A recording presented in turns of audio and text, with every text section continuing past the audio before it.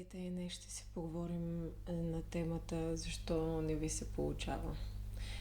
Например, да се започнем с това защо не ви се получава в връзките, защо не ви се получава в нещата, които искате в живота, нещата, които искате да манифестирате от живота.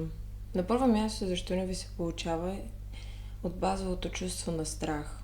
Доста често не от страх не можем да направим повечето от нещата, които искаме. Например, не можем да си тръгнем от една връзка, не можем да получим реално това, което искаме. Например, какво искаме? Да речем, че искаме да работим и да сме свободни от дълга на това да сме на работа. И примерно първата крачка към даденото нещо, което искате, естествено винаги е най-трудна, само че поради липсата на план, нещата не стават само с манифестации. Защо манифестациите до голяма степен са нещо, което не работи? Защото хората искат нещо, което за него нямат план. Нямат плани за себе си. Наречем, твоята манифестация е искам да посетя 2 държави. Искам да имам хубава работа, която ми плаща дадени пари и така нататък. Или пък въобще моята манифестация да бъда висшата версия на себе си. Само че как можеш това нещо да го получиш, когато ти дори сам не знаеш как можеш да стигнеш до това?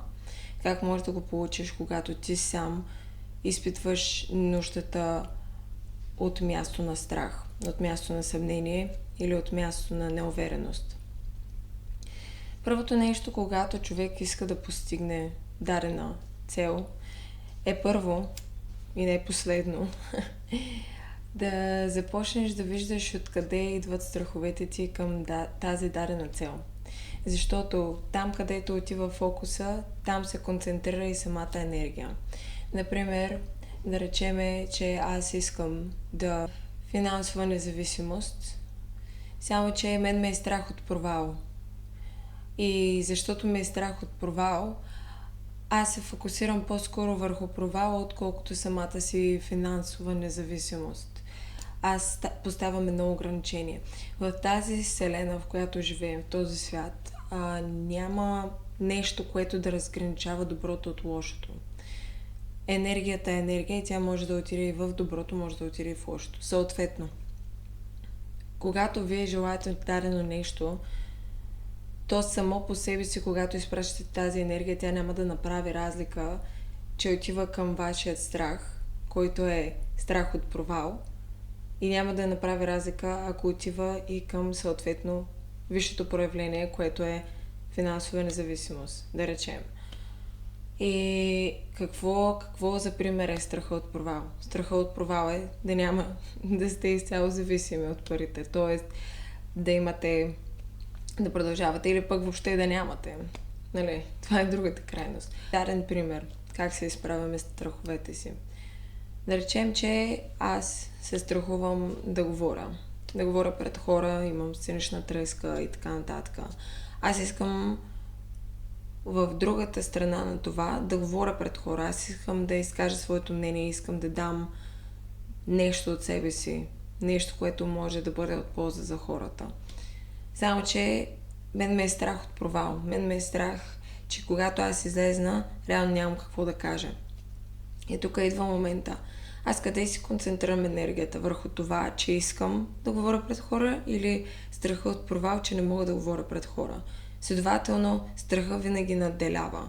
И ако аз не се изправя срещу страха си, той до голяма степен по-скоро ще се манифестира, отколкото да се манифестира хубавото желание, което имаш. Да направиш голямата стъпка, преди нещата да се случат, винаги идва този етап на стагнация, когато енергията застоява и доста често изпадаме в вид депресивни мисли и въобще, че нищо няма да се случи с нас.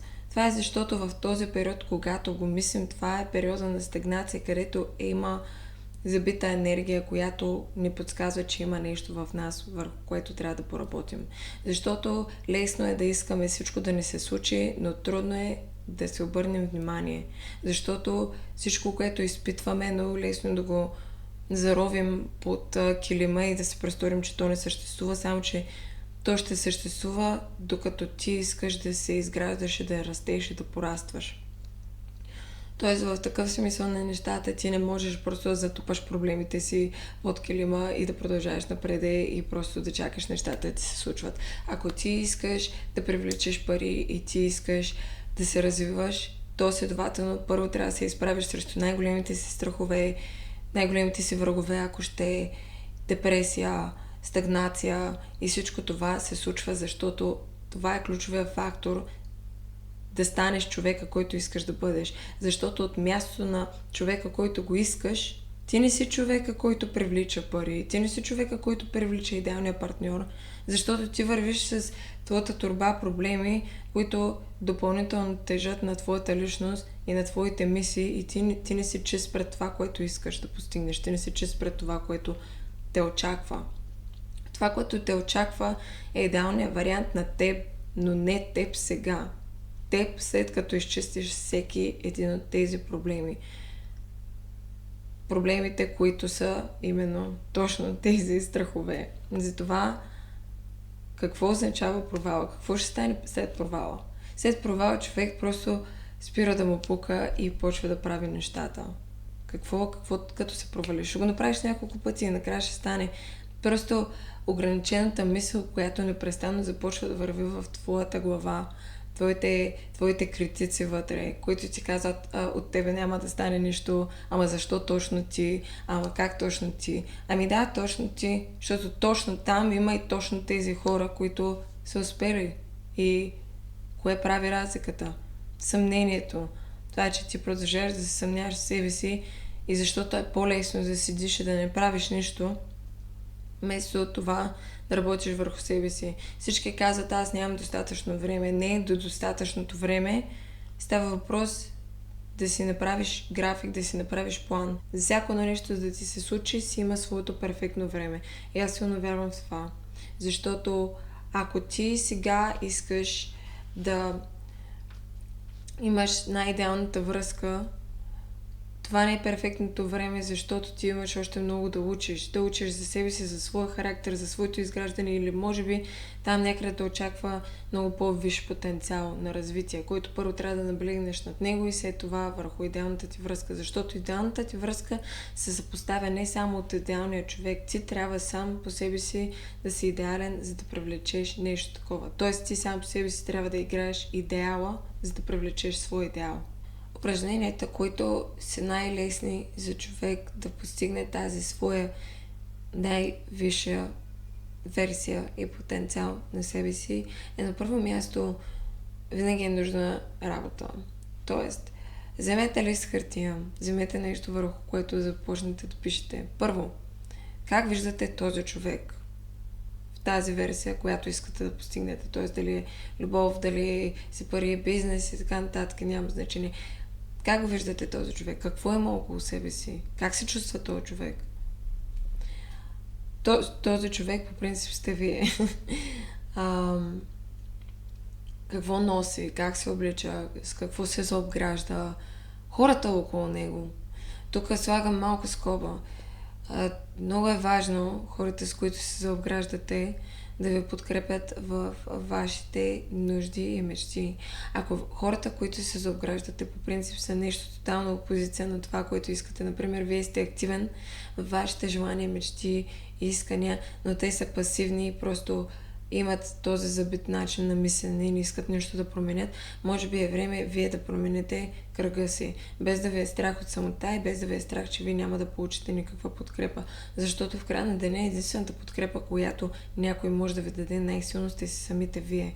Така че ако имате кръг от хора, които имат консервативен начин на мислене, не са готови за нещо по-голямо и просто са ограничени, може би е време вие да спрете да се ограничавате с такива хора. Защото начинът по който мислят те, начинът по който вибират те, в един момент започва да влияе на начина по който мислите и вие и начина по който вибирате и вие. Това, което искаме, трябва да се научим да излизаме от зоната си на комфорт. Защото в зоната ти на комфорт имаш очаквания и очаквани резултати. Тоест нещо по-различно не се случва от обикновеното. Различното се случва там, където е непознатото. И непознатото е именно отвъд комфортната ти зона. За да можеш да получиш това, което искаш и което е нещо непознато в момента, което е в твой живот, то може би трябва да промениш начина, по който толкова си свикнал да си живееш обикновено в зоната си. И колкото и да искаш дадено нещо, то няма как да се случи по различен начин, поради простата причина, че ти не правиш нищо различно. Това е първата ти стъпка. Втората стъпка, за да може човек да си излезне от главата и да си излезне от това, което доста често ни критикува и доста често ние сами се саботираме, защото, както говорим за страха, това е въпросния саботаж. Втората стъпка е да започнеш така наречени, дали са сутрешни страници, обедни или вечерни, както и да е, оправдание за това няма. Всеки ден, или поне през ден, но хубаво е да се наложи навика за всеки ден, е хубаво да сядате и да си записвате абсолютно всички мисли, които минават през главата ви. Нарича се свободно писане.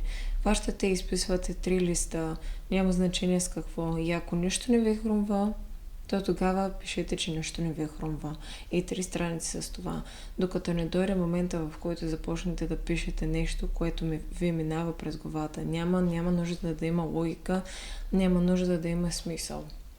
Идеята на това е да можете да имате поглед над вашите собствени мисли, които доста често те минават, казват ви по нещо лошо и ви спират от това да направите нещо въобще за себе си. Затова е хубаво да започнете да се свързвате с вашите мисли, нагледно да виждате какво пишете и да осъзнавате какво мислите. Друга гледна точка. Защо и по друга причина нещата не се получават? Защото винаги имаме синхроничност. Синхроничността в живота ни е именно когато едни дребни неща се случват и потвърждават, че вървим на правилния път. Не говоря за числа, не говоря за подобни. Да, числата може би са част от тях, но това е просто една лека форма на синхроничност.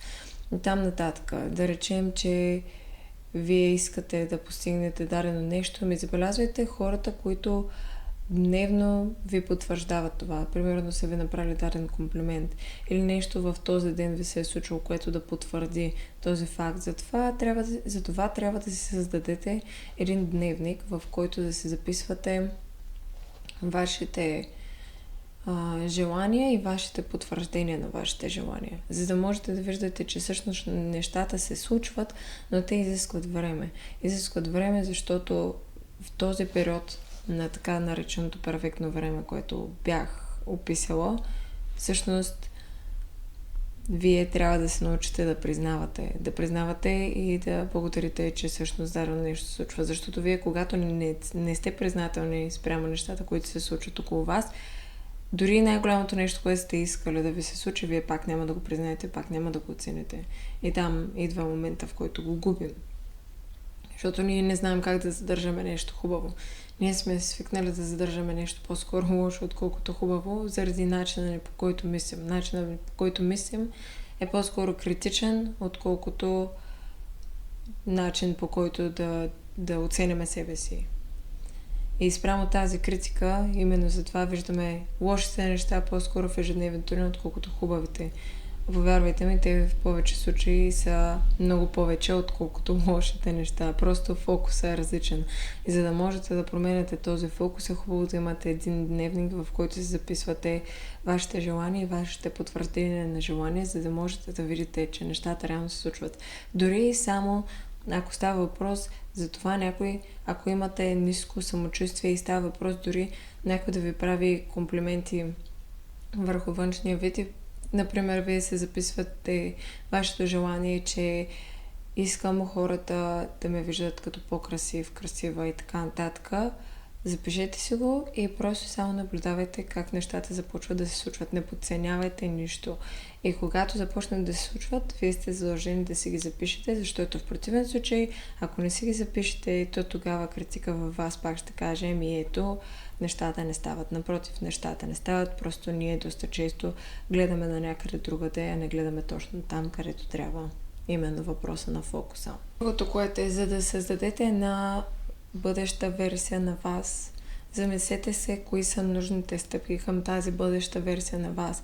От какво имате нужда, за да я създадете.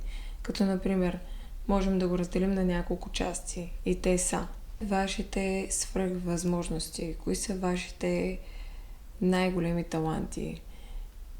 Започнете да изграждате този образ. Да речем, вашите таланти са, че вие сте безстрашни, че вие можете да се справите с всичко. Вашите таланти са, дори че можете да пеете каквото и да е. Просто запишете 5 или 3 таланта, които вашия образ притежава. Този образ, който вие искате да видите за в бъдеще. След това, какво вашия образ е постигнал? Например, бестселър като книга, или издадена песен, или собствен бизнес. Но запишете това, което вашия образ е постигнал, също няколко опции от нещата, които искате. Какво сте постигнали? Бъдещето вас. Също така, как изглеждате, как се обличате, по какъв начин начинът, по който се отнасяте към хората, как въобще вие играете пред обществото, като стил, като отношение, какво представлява вашето аз. Също трябва да опишете и това. Разбира се, навици. Кои са вашите навици, които също така ви бутат към това аз? Кое е това аз, което има тези навици? Какви са те? Трябва да опишете и навиците, които имате. Какво правите? Например, да тренирате всяка сутрин или си правите здравословна закуска, пиете си витамините, така. Зависи. Но 5 навика, които изграждат тази ваша личност. Това го правите, докато това самото нещо не стане вашата реалност. Защото живота е динамичен и вие трябва да сте динамични заедно с него. Когато просто седим, не можем да очакваме нещо да не се случи. Затова ние самите трябва да се променяме спрямо това, което искаме да ни се случи в живота. Ние трябва да бъдем заедно с него, а не срещу него. Благодаря ви, че гледахте.